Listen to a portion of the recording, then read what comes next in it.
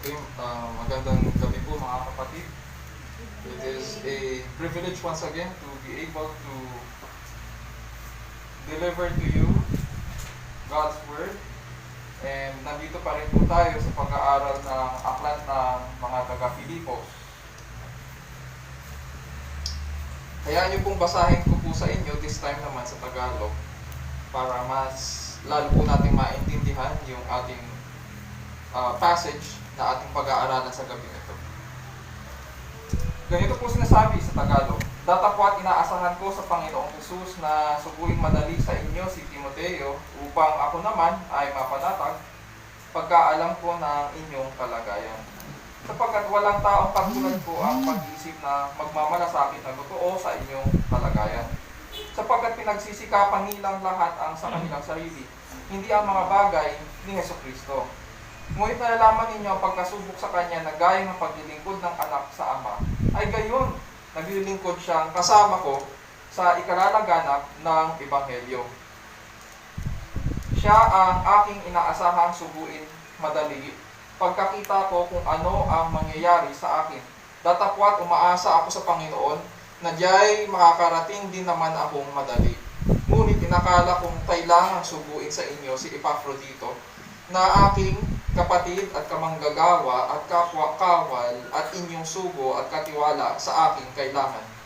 Yamang siya'y nananabik sa inyong lahat at totoong siya'y namanglaw sapagkat inyong nabalitaan na siya'y may sakit. Katotohanan ngang nagkasakit siya na malapit na sa kamatayan, ngunit kinahabagan siya ng Diyos. At hindi lamang siya kundi pati ako, upang ako'y huwag magkaroon ng sapin-saping kalumbayan. Siya nga'y sinugo kung may malaking pagpipilit upang pagkakita muli ninyo sa Kanya, kayo'y mga galak at ako'y mabawasan ng kalumbayan. Tanggapin nga ninyo sa Panginoon ang buong galak at ang gayon ay papurihan ninyo.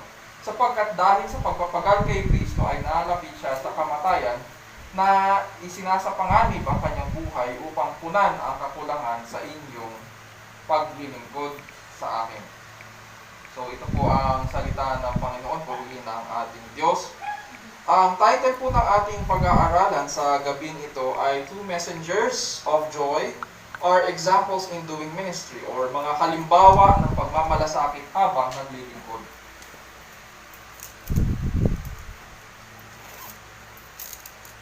So, may sinabi po ang mga researchers ng marketing and psychology tungkol sa generation na ito. Alam po ba natin kung anong tawag doon sa generation na pinanganak from 1980s papunta sa year 2000? Ano po ba tawag sa kanila? May idea po ba tayo? Mga millennials po ang tawag sa kanila. Or sa isang article po na sinulat, ang tawag po sa kanila ay me generation. Yung lahing ako. Naglabas ang Time ng isang article noong May 20, 2013 at ganito po ang sinasabi tungkol sa millennials. They got this way partly because in the 1970s, people wanted to improve kids' chances of success by instilling self-esteem. It turns out that self-esteem is great for getting a job or hooking up at a bar, but not so great for keeping a job or a relationship. It was an honest mistake, says Roy Baumeister, a psychology professor at Florida State University and the editor of Self-Esteem, The Puzzle of Low Self-Regard. The early findings showed that indeed kids with high self-esteem did better in school and were less likely to be in various kinds of trouble. It's just that we've learned later that self-esteem is a result, not a cause. It is a result, not a cause. The problem is that when people try to boost self-esteem, they accidentally boost narcissism instead. Pag sinabi pong narcissism, ang ibig po sabihin nito ay ang labis na pagtingin at interes sa sarili. In other words, makasarili yung taong yun. Pag napapansin po natin na yung taong yun ay ang focus lang niya ay yung kanyang sarili, pinopromote lang niya yung kanyang sarili at pinalalabas niya na ang kailangan ng ibang tao ay yung presensya niya, narcissistic po yung taong yun. So makikita ito sa mataas na pagtingin sa sarili, kakayahan at labis na pagnanais na mahangaan at mabigyang puri. At dahil sa kanilang honest mistake nitong mga psychologists, mayroon tayong lahing ngayon na hindi marunong makipagkapwa-tao, hindi marunong magmalasakit, at walang pagpapakumbaba. Mga kapatid, ang preaching sa gabing ito ay patuloy pa rin na sasagutin yung ating tema last week. Paano natin ipapakita ang ating pagkakaisa bilang isang iglesia. Ang pinagkaiba lang po ay binigyan po kasi tayo ni Apostol Pablo ng dalawang halimbawa ng pagkakaisa at saka pagmamalasakit sa isa't isa. Sa blog po ni Shang Umar sa definitelyfilipino.com, ang definition po ng pagmamalasakit ay tinawag tayong maging kapwa ng bawat isa. I am called to be a man for others, parang ganun. May ganito rin, may similarity rin siya sa banal na kasulatan. May tema rin ng pagmamalasakit ang banal na kasulatan, pero hindi pareho ang hugot katulad sa mundong ito. Sa banal na kasulatan kasi, ang pagmamalasakit ay mahalagang sangkap sa paglilingkod at pagkakaisa ng iglesia. Pero napag-aralan po natin na ang pagkakaisa kasi ay nagmumula doon sa halimbawa ng ating Panginoong Kristo. Doon tayo kumukuha. Hindi tayo humuhugot sa sarili nating buhay o sa halimbawa ng ating mga kuya o ate. Ultimately, ang ating batayan para sa application ng pagpapakumbaba at pagkakaisa ay ang ginawa ng ating Panginoong Kristo. Sabi nga ni Pablo sa Philippians 2:5-8, have this attitude in yourselves, which was also in Christ Jesus. Napag-aralan natin ito, na itong attitude na ito ay na kay Kristo. Ano daw itsura nitong attitude na ito? Who, although he existed in the form of God, did not regard equality with God as sin to be grasped. Pero ano ginawa niya?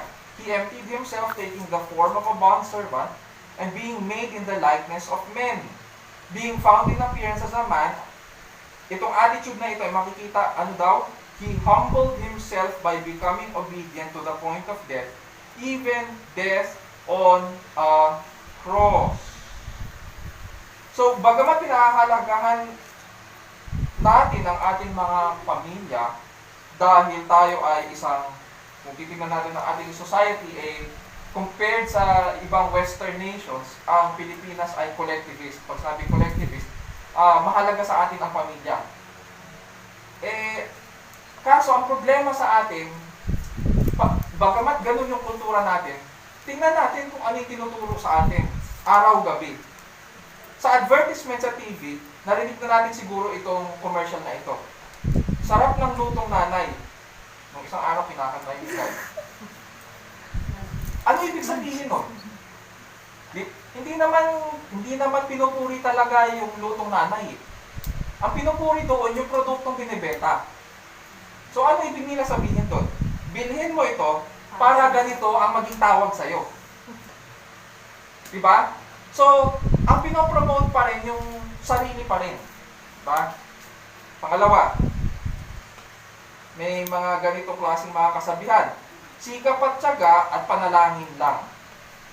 Pero, ang hindi sinasabi doon, yung katapusan nun, para umasenso ka.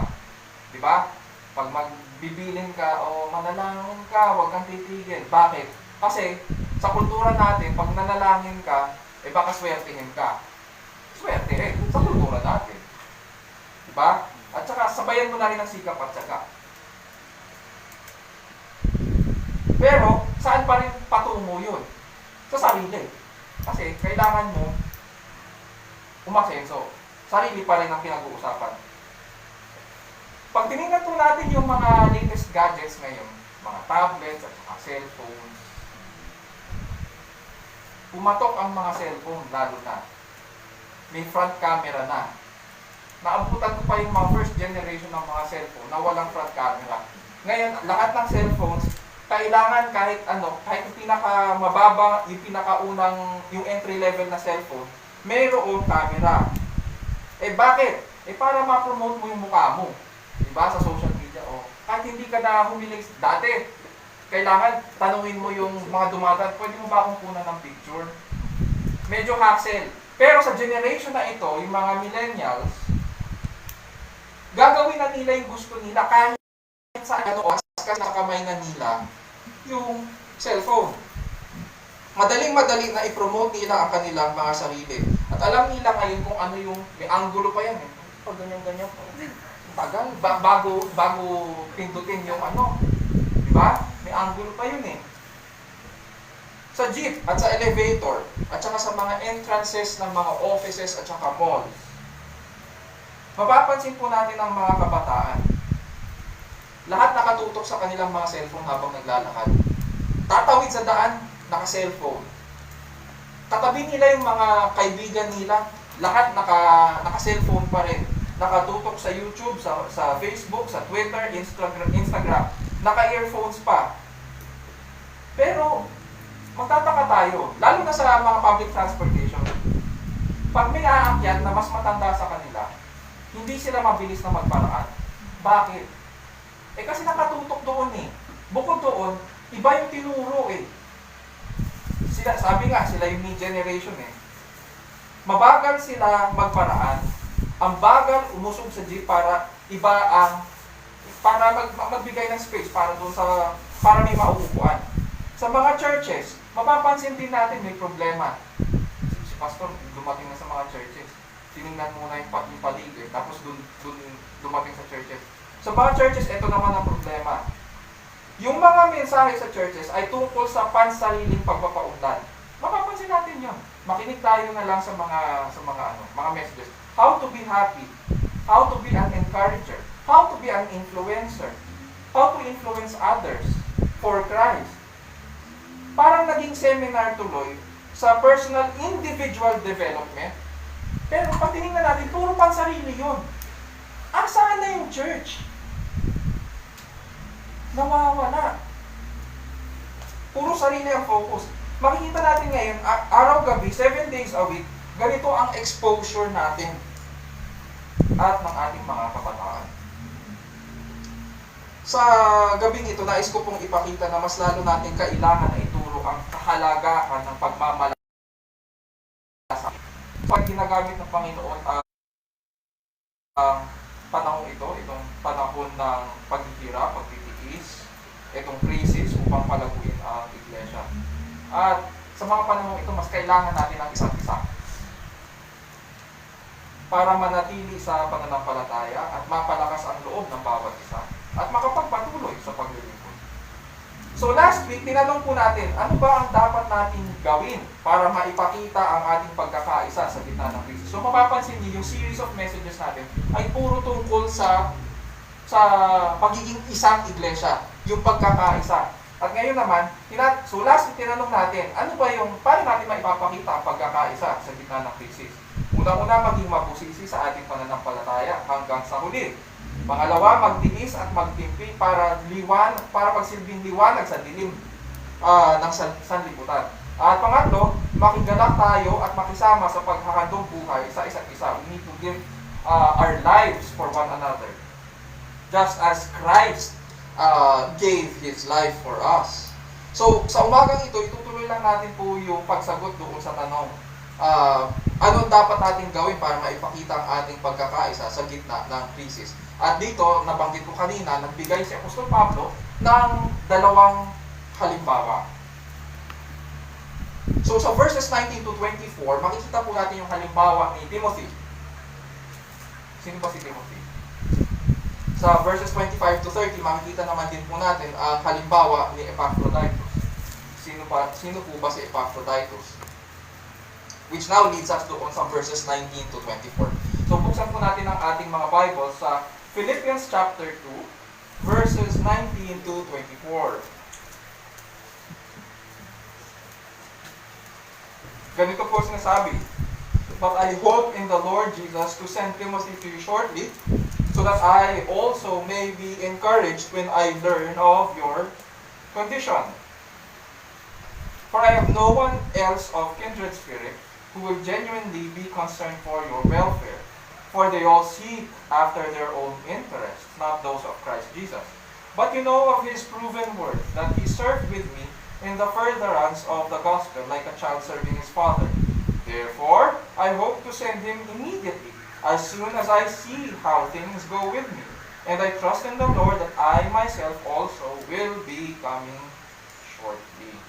So dito po sa verses 19 to 24, nais ipadala po ni Apostol Pablo si Timothy. Si Timothy po ay batang pastor. Si Timothy po ay pastor sa church at Ephesus. At ngayon kasama po niya si Timothy habang nandun po siya sa Rome nakakulong. So, bukod dito, ipapadalan nga niya si Timothy para siya naman ang mapanatag. At malaman ng mga taga-Filipos na nasa maayos yung kanyang kalagayan. Okay. So, ano yung description dito ni Pablo tungkol kay Timothy?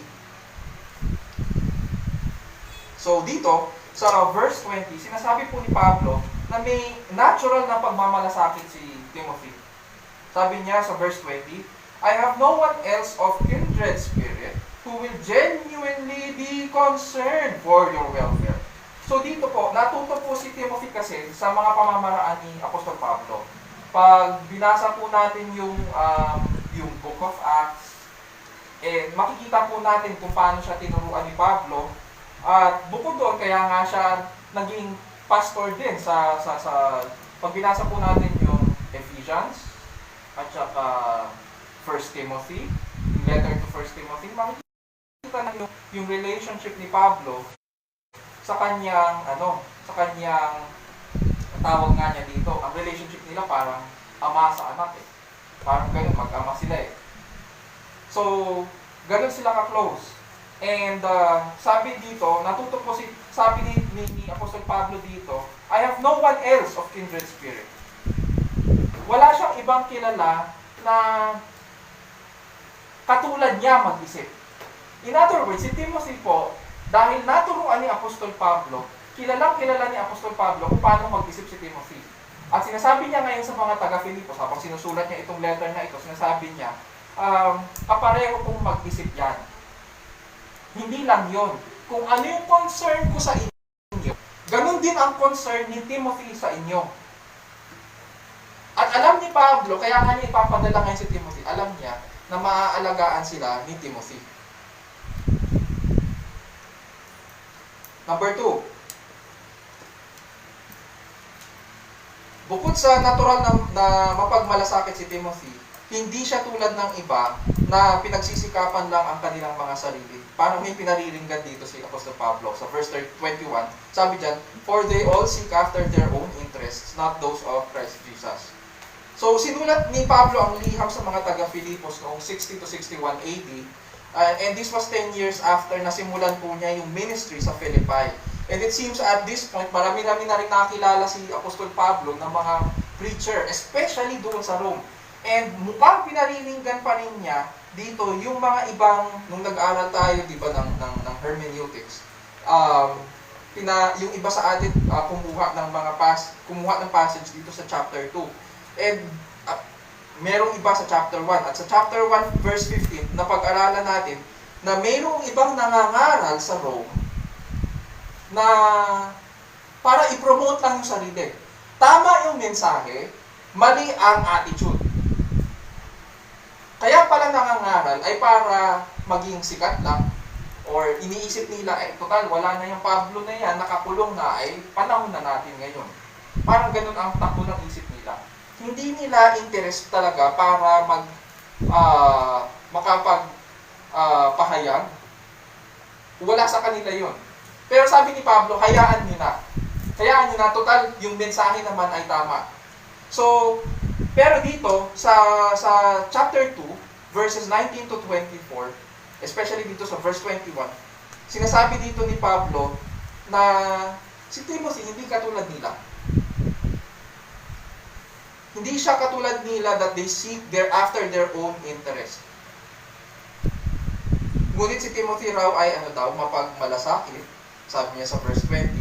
At napatunayan ito ng mga taga-Filipos. Sa verse 22 sabi, but you know of his proven worth, that he served with me in the furtherance of the gospel like a child serving his father. Alam nila yung pagiging malapit ni Timothy kay Pablo. Why? Kasi nandun na si Timothy nung time din na nagsimula yung ministry sa Philippi 10 years ago. Kaya sinasabi dito ni Pablo, you know of his proven worth. At dahil dito sa sinasabi ngayon ni Apostol Pablo, kailangan naman din natin silipin ngayon kung ano yung nasa puso niya. So bukod sa kanyang kagalakan sa mga taga-Filipos, lalong-lalo na yung kanilang paglago sa Panginoon, makikita natin ngayon yung kanyang naisin na makabalik sa kanila. Pero kailangan niya muna, kasabi niya kasi, hindi siya agad-agad na makakapunta. Sabi niya nga sa verse 24, and I trust in the Lord that I myself also will be coming shortly. Pero kailangan niya munang paunahin si Timothy. Therefore, I hope to send him immediately, pero may condition, as soon as I see how things go with me.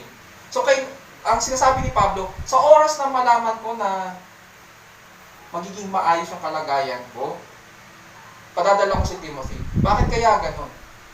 Para maging panatag din yung mga taga-Philippi. So makita natin dito yung virtue ng pagmamalasakit, pasa-pasa. Pinapakita ni Pablo dito na alam ko yung pag-alala nyo sa akin. Kaya nga ganito muna. Hihintayin ko muna kung ano ang magiging kalagayan ko, tapos padadala ko sa inyo si Timothy. So in other words, ang mangyayari, itong letter na ito, mauuna, may ibang magpapadala nito. Hindi si Timothy. Mauuna ito. So ngayon, kailangan po natin tanungin dito sa ating pinag-aaralan, ano po ba ang kalagayan ni Pablo at ng mga taga-Filipos? Napag-aralan na natin in the past. Pareho silang inuusig. Si Pablo, nasa kulungan, nasa Roma dahil sa pagpapalaganap ng Ebanghelyo. Ang mga taga-Filipos, inuusig po sila. Ang reason kung bakit naghihirap yung ministry, and probably financially naghirap din sila, ay dahil sa kanilang pananampalataya. Walang may gustong tumangkilik sa kanilang mga businesses. At wala nang may gustong magbenta malamang din sa kanila. Dahil nakakilala sila sa Panginoon. And so, nahihirapan din ang mga nasa Filipos. And dito makikita natin na kailangan nila ngayon na may magpaliwanag sa kanila. At alam ni Pablo yun, na nahihirapan yung mga taga-Filipos. Pero hindi siya makaalis eh. So kailangan paunahin niya muna si Timothy at siya magpapaliwanag sa kanila kung ano yung situation nila. Alam ni Pablo na kailangan nila na may mag-aalaga sa kanila. Kaya ipapapuputahin niya muna si Timothy. Si Timothy po ang unang halimbawa ng pagpapakumbaba. From chapter 2 verses 5 to 11, yung halimbawa ni Kristo, makikita natin ngayon kung paano nilalapat sa buhay ng church itong pagpapakumbaba, itong pagpapasakop at pakikiisa. At yung first example na sinasabi ni Pablo dito ay si Timothy, yung kanyang anak sa pananampalataya. Mga kapatid, kadalasan ganitong attitude natin sa oras na pumasok tayo sa church. Magsasamba ako ngayon. Gusto kong ma-bless ako. Gusto kong tumatag ako. Anong napansin nyo? Puro ako. Puro tungkol sa sarili. Ang problema po sa ganitong pananaw ay akala natin na tayo lang ang nililigtas ng Panginoon. Maaaring alam natin na maraming Kristiyano sa paligid natin. At alam rin natin na tinitipon ng Diyos ang kanyang sambahayan. Kaso hanggang doon lang. Ibig sabihin, hindi nalalapat sa ating buhay ang natutunan natin tungkol sa iglesia. Kaya pala, sarili pa rin ang iniisip natin. Mga kapatid, ang church ay hindi lang tungkol sa paglago to. Dahil tinitipo ng Diyos ang kanyang sambahayan, kalooban niya na mag-function tayo bilang isang pamilya. Dahil siya ang ating Ama, may ugnayan tayo ngayon sa isa't isa bilang magkakapatid sa pananampalataya. So ano ngayon? Ano ngayon ang larawan nito sa ating buhay? Ang bawat isa sa atin ay may mga kahinaan. At malakas din tayo sa ibang bagay. Binigyan tayo ng kaloob ng Diyos. At sa panahon na ang mga kapatid natin ay mahina o may pagdududa at nagtitiis, ay ibig sabihin, pagkakataon yun, binigyan tayo ng Panginoon ng pagkakataon para makapaglingkod. Yung mga mas malakas, pagkakataon nila yun para maglingkod at ipakita ang biyaya ng Diyos. Yung mga mahihina, pagkakataon din yun para sa kanila na tumatag at tumanggap ng biyaya rin mula sa Diyos sa pamamagitan ng kanilang mga kapatid na mas malakas sa kanila. So, it is a give and taking of gifts of grace coming from the Lord. At binigay yun ng Panginoon. Kaya nga kahit mahirap ang sitwasyon, mahirap ang panahon, nagpapasalamat tayo sa Panginoon. Wala tayong mapapansin nyo kahit na pandemic, kahit crisis, ang mga Kristiyano, marunong mabuhay. Hindi nagre-reklamo. Bakit? Kasi alam nila na nandyan ang Diyos. At lahat ng bagay na nagmumula sa kanyang kamay ay mabuti. So ang panahon ng pangangailangan ay God-given opportunity para ipakita ang malasakit sa isa't isa at pagkakaisa. Sabi nga ni Apostol Pablo sa Philippians 2 verse 4, sabi niya, do not merely look out for your own personal interests, but also, for the interest of others. And that is how a church functions. Huwag po natin ipagkait ang kabutihang nilagay ng Diyos sa ating kamay para maging pagpapala sa kanilang buhay. Let us look out for one another, mga kapatid. Magtulungan tayo at mag-alagaan ng isa't isa. So, ano po yung first point natin? Paano daw natin maipapakita ang ating pagkakaisa sa gitna ng krisis? Verses 19 to 24. Pagsikapan nating pagmalasakitan ang isa't isa. Or, Old Tagalog, ang tunog nun eh. Habang pinag-aaralan ko to, siguro mas magandang pakinggan magmalasakit sa isa't isa. Pero kasi gusto ko yung emphasis ng pagsikapan. Hindi madali eh. Lalo na kung alam mo yung kapatid mo, na-offend ka dahil sa kanya. So, paano yun? Kailangan mo pagsikapang pagmalasakitan pa rin. Diba? Kailangan yun.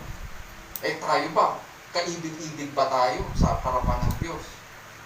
Sabi diba, when we were yet sinners, Christ died for us. And so, that is how we are called. Kailangan nating pagsikapan na pagmalasakitan ang isa't isa. Yun yung first point. Second point, sa verses 25 to 30, ang second point natin ay parangalan natin ang mga tapat at nagpapagal kay Kristo. Parangalan natin ang mga tapat at nagpapagal kay Kristo. Ganito po ang sinasabi sa verses 25 to 30. Ito yung example ni Epaphroditus. But I thought it necessary to send to you Epaphroditus, my brother, and fellow worker, and fellow soldier, who is also your messenger and minister to my need, because he was longing for you all and was distressed, because you had heard that he was sick. For indeed, he was sick to the point of death. Nagkasakit siya. But God had mercy on him, and not on him only, but also on me, so that I would not have sorrow upon sorrow. Therefore I have sent him all the more eagerly, so that when you see him again, you may rejoice, and I may be less concerned about you. Receive him then in the Lord with all joy and hold men like him in high regard, because he came close to death for the work of Christ, risking his life to complete what was deficient in your service to me. Okay, si Epaphroditus po ay up until this point ay wala tayong masyadong alam tungkol sa kanya. May mga nagsasabi na siya po ay most probably isa sa mga pastor sa church at Philippi. May nagsasabi na most probably diakono siya. Pero pag tinignan natin itong passage na ito sa verses 25 to 30, nakakatuwa yung kwento dito. Nakakatawa rin. Pinadala po kasi siya ng church ng Philippi kay Pablo. And during the course ng pagganap niya ng kanyang ministry, yung pag-travel niya most probably at pagdating niya doon, nagkasakit siya. Sabi dito, malubha pa nga yung sakit niya. Sabi dito, malapit na siyang mamatay. Sick to the point of death, verse 27. Kaso nangyari, no malaman ng mga Philippians na nagkasakit siya, nag-alala sila sa kanya. Nung malaman niya na nag-alala sila sa kanya, nag-alala rin siya sa kanila. Tapos nung malaman to ni Pablo, nag-alala rin siya para sa mga Philippians at saka kay Epaphroditus. So nag-alala sila sa isa't isa. So makikita natin dito na pare-pareho silang nag-alala. Ngunit pinagaling ng Panginoon si Epaphroditus. Kaya ngayon, pinauna na ni Pablo si Epaphroditus. By this time, habang sinusulat ito ni Pablo, nauna nang bumalik si Epaphroditus. Kaya pinapunta dito ng mga Philippians si Epaphroditus kay Pablo. It was so that, di ba, napag-aralan natin in the previous weeks, na hindi nagkaroon ng opportunity na makapagpadala ng support ang Philippi. Most probably, siguro dahil sa kahirapan. Pero sabi ni Pablo, you did not have opportunity. So, okay lang yun. Ngayon, dito, na pinadala nila, at nung natanggap ni Pablo, sabi niya, sige, balik ka na doon para maging panatag sila. At malaman nila na magaling ka na, para hindi na sila mag-alala. So, habang sinusulat ito ni Pablo, nakaalis na po si Epaphroditus. Ganun ang nangyari. Mauuna si Epaphroditus, susunod si Timothy, tapos susunod naman si Pablo. Siya yung pinakahuli. So, by this time, pinabalik naman niya po si Epaphroditus para maging panatag na yung loob ng church. Sabi nga ni Pablo dito, para hindi na magkaroon ng sapin-saping kalumbayan yung mga nasa church. Mapapansin natin na may inutos si Pablo sa mga taga-Filipos. Pagbalik ni Epaphroditus, ano yung gagawin nila? Verse 29. Anong dapat nilang gawin? Pagdating ni Epaphroditus, sabi niya, receive him then in the Lord with all joy, and hold men like him in high regard. Sabi ni Pablo, tanggapin niyo siya sa Panginoon ng buong galak. Tanggapin niyo siya. At hindi lang yun. Sa ibang Tagalog version, sinasabi pa, papurihan ninyo. Sa ibang versions ng Tagalog, sinasabi, igalang ninyo ang mga taong tulad niya. Bakit daw? Diba? So, sa original language, may connotation itong pagtanggap na ito na yung paggalang, itong papurihan, at pagtanggap na may buong galak. Pag binasa natin yung original language, may connotation din ito ng pagpapahalaga. Ipakita natin na mahalaga sila sa church. Bakit daw? Sabi ni Pablo, mag-iisip din tayo, bakit kailangan ipaalala pa ito ni Pablo? Diba? Tanggapin niyo siya. Sabi ni Pablo sa verse 30, because he came close to death. For what purpose? Was it for himself? Sabi, for the work of Christ, risking his life to complete what was deficient in your service to me. Kasi siya nga yung tumupad nung hindi nila na unang nagawa. Hindi sila nakapag-support nung una, pero ngayon, Sino ang gumawa? Si Epaphroditus. And the Philippian church wanted so much to minister to Paul that once they had the opportunity, they sent him out immediately kay Pablo. At ang ginawa ng church ay, ganun na nga, para nga makapag-minister si Epaphroditus. Ito yung interesting habang pinag-aaralan ko yung description na ginamit ni Pablo kay Epaphroditus. So alam naman natin, kapwa niya minister, si Epaphroditus. Alam natin na, sabi dyan na he is also a soldier, yung mga ganun. Pero may isang description dito si Pablo na ginamit. Sandali, hanapin ko yun.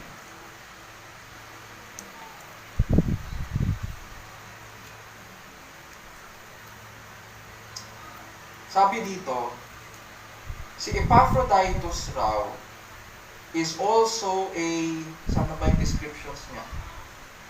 Yun, sa verse 25. Sabi ni Pablo dyan, I thought it necessary to send to you Epaphroditus, my brother, my fellow worker, and fellow soldier, who is also your messenger and minister to my need. Minister to my need. Nakita ko na ang salitang minister na ginamit dito ni Pablo ay liturgon sa original language, from where we get the word liturgy. Pero kasi ang ibig sabihin ni Pablo dito na liturgon ay, nung time nila kasi, pag ikaw ay public servant, yun yung public servant ang yung pagkakagamit. Pag ikaw ay public servant nung unang panahon, gagamitin mo yung sarili mong resources para makapaglingkod ka. So yung savings mo, yun ang gagastusin mo para paglingkuran mo ang mga mamamayan. Inisip ko tuloy, ganito pala ang ginawa ni Epaphroditus. Yung pagbiyahe niya mula sa Philippi ng 1,286 kilometers at tumawid pa siya ng Adriatic Sea para makarating sa Roma. Sarili niyang gastos lahat.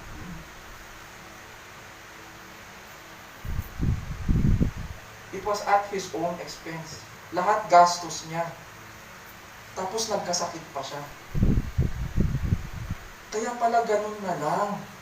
Yung utos ni Pablo, pagdating niya dyan, tanggapin niyo naman.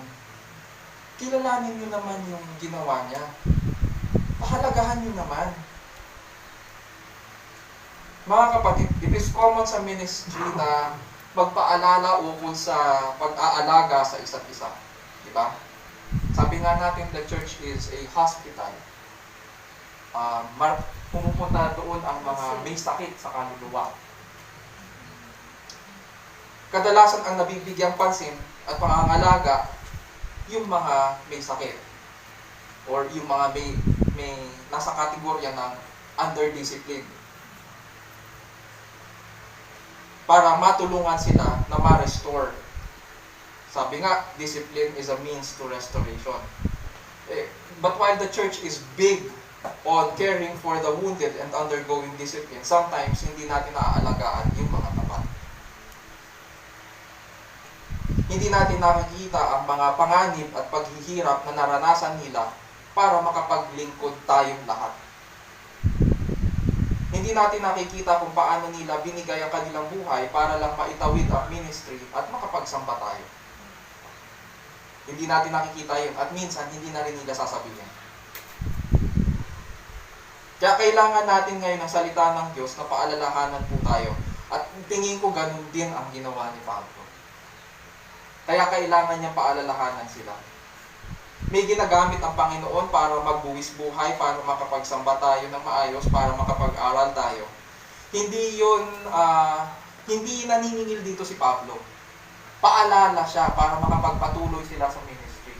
Alam niya kasi na may threat of division na yung church from the outside. At doon sa loob, nagkakaroon na ng pagdududa.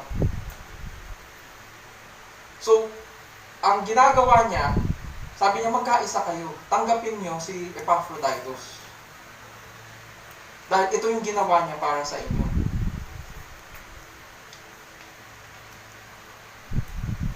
So ngayon, May ginagamit ng Panginoon para makapaglingkod tayo sa isa't isa at para masiyahan din tayo sa ating mga pagsasama at fellowship. Elsewhere, sabi ng Panginoon, and He gave to some pastors, teachers, diba? Evangelists. Ito yung mga gifts niya sa church. At kadalasan, dahil sa pag-alaga natin sa mga may sakit, hindi naman na minsan napag-iiwanan yung mga tapat. So sinasabi dito ni Pablo, hindi naman niya sinasabi na huwag niyong alagaan yung mga may sakit. Hindi niya sinasabi niya. Sinasabi niya, alalahanin niyo rin yung mga tapat at gumaganap. Pahalagahan natin sila. Parangalan natin sila. At alagaan din natin sila. Kailangan maramdaman din nila mula sa atin na pinahahalagahan sila ng church. At kailangan din sila. At huwag po natin sila pababayaan. Huwag natin sila kalilimutan. So mga kapatid, what is our second point? Our second point is, parangalan natin ang mga tapat at nagpapagal kay Kristo. So, in summary, pag tinignan na natin yung kabuuan ng ating tema since last week, ito part 2 lang ito ng tema natin eh. Ano dapat natin gawin para maipakita ang ating pagkakaisa sa gitna ng krisis? Flowing from Christ's example of humility as the root of our unity in the church, sabi ni Apostol Pablo, number 1, kailangan natin maging mabusisig sa ating pananampalataya hanggang sa huli. In other words, hindi lamang natin pinapakita ang ating pagpapakumbaba sa loob ng church, kahit wala tayo sa church, nararapat pa rin makita ang ating pagpapakumbaba. Pangalawa, verses 14 to 16, magtiis tayo at magtipid upang magsilbi tayong liwanag sa dilim ng sanlibutan. Oo nga naman, kung puro reklamo ang malilinig sa atin, kamusta naman ang paano masasabi ng mundo na kay Kristo tayo kung puro tayo reklamo. We hold the word of life, pero kung hindi tayo kung ganun ang ating pamumuhay at ganun ang lumalabas sa ating bibig, lumalabas na wala tayong pagtitipid at hindi naman din tayo nagtitiis. Number 3, verses 17 to 18, makigalak tayo at makisama sa paghahandog buhay sa isa't isa. We were given gifts and we are called to sacrifice for one another and to give our lives for one another, especially through crisis. Ganun ang pagkatawag ng bawat isa as we function within the church. Tapos pang-apat, which is verses 19 to 24, yung ating passage today, pagsikapan natin pagmalasakitan ang isa't isa. So alalahanin po natin ang pangangailangan ng iba. Huwag po natin ipagkait ang kabutihang nilagay ng Diyos sa ating mga kamay para maging pagpapala sa buhay ng iba. And then number 5, verses 25 to 30, parangalan natin ang mga tapat at nagpapagal kay Kristo. Alagaan natin sila at huwag natin silang pababayaan. Sapagkat nang nangangailangan tayo mga kapatid, hindi tayo pinabayaan ng Diyos. Sinasabi sa atin ng banal na kasulatan, sapagkat noong tayo'y mahihina pa, namatay si Kristo sa takdang panahon para sa mga makasalanan. Mahirap mangyaring ialay ni numan ang kanyang buhay alang-alang sa isang taong matuwid, bagamat maaaring may mangahas na gumawa nito alang-alang sa isang mabuting tao. Ang sinasabi po dito sa Romans 5, 6 to 8, especially verse 7, oo nga naman, sino ang mag-aalay ng kanyang buhay sa isang taong matuwid ang tingin niya sa kanyang sarili? Wala, di ba? Hindi niya kailangan yung pag-alay ng buhay. Ngunit maaaring may gumamit ng kabutihan sa taong gumagawa ng mabuti sa kapwa. At ganyan ang takbo ng mundo. Ngunit ganito ba rin ang nasa isip ng Diyos? Hindi. Sa verse 8 ng Romans chapter 5, sabi ni Pablo, ngunit pinadama ng Diyos ang kanyang pag-ibig sa atin nang mamatay si Kristo para sa atin noong tayo'y makasalanan pa. So, kailangan niya ipadama ang pag-ibig niya sa atin? Yes, nung tayo'y mahihina pa, nung tayo'y bihag ng kasalanan pa. Ganito rin ang sinasabi ni Isaiah.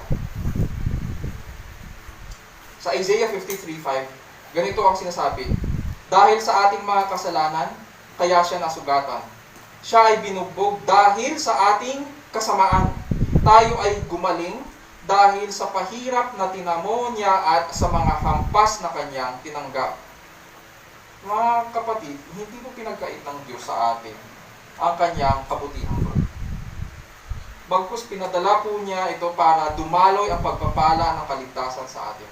At dahil sa kanyang anak na si Jesucristo, at sa kanyang makapangyarihang gawa, gumaling po tayo sa ating malubhang karamdaman. Kaya pagsikapan natin ipakita ang ating malasakit sa isa't isa. Habang naglilingkod, habang nagpapatuloy ang ministry. Parangalan po natin ang mga kapatid na tapat. Patuloy nating pahalagahan ang katapatan sa loob ng church. Alagaan natin ang bawat isa. Ganito po ang magiging larawan ng pagkakaisa. Ganito po tayo mamumuhay bilang isang iglesia, lalong-lalo na habang dumadaan sa krisis. So mga kapatid, gawin natin ang mga bagay na ito at iukol po natin ang ating sarili sa Panginoon.